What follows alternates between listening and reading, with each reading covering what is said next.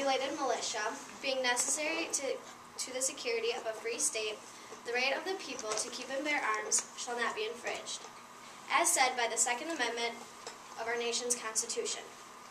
Gun control is a large debate in the United States. Many people believe private ownership of the firearms should be banned. I am standing before you to tell you why we should protect our Second Amendment rights and keep the private ownership of firearms private. A big problem with keeping firearms in our homes is the curiosity and ignorance of children. They're more capable of finding guns than they're given credit for. Even if a child is well behaved and listens when they're not supposed to touch a gun, they may fall into peer pressure, play with a gun, or even let their friends play with a gun. Other ways of protection is to have a good burglar alarm system in your home, well-built doors and windows, make sure you lock them, and also have a good neighborhood watch system. Having control over firearms could also greatly reduce the amount of crime in the United States.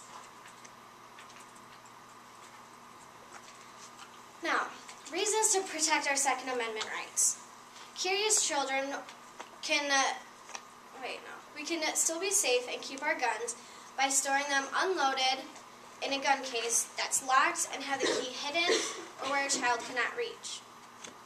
Another reason we should keep them is hunting is very popular. It is in Iowa. I go hunting myself, first season. Too bad I didn't get anything. Different game calls for different guns. Owning a gun can have many effects. You can go hunting, trap shooting, or just own them for collector's items.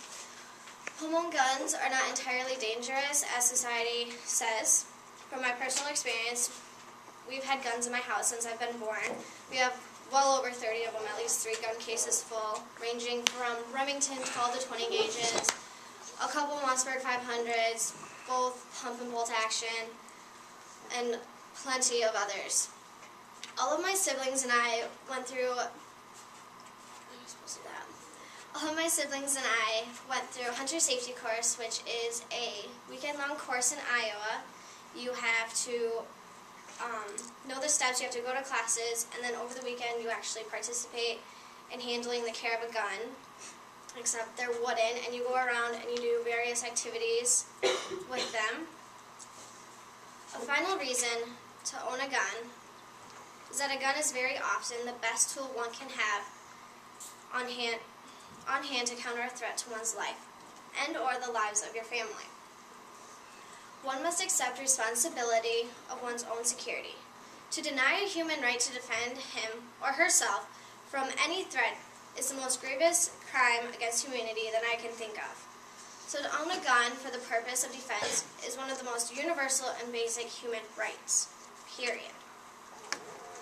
So in conclusion, firearms are very dangerous, but the benefits of having them outweigh the drawbacks. U.S. citizens have the right to bear arms so we can protect ourselves, and that our freedoms can be preserved in our homes and communities with force if necessary.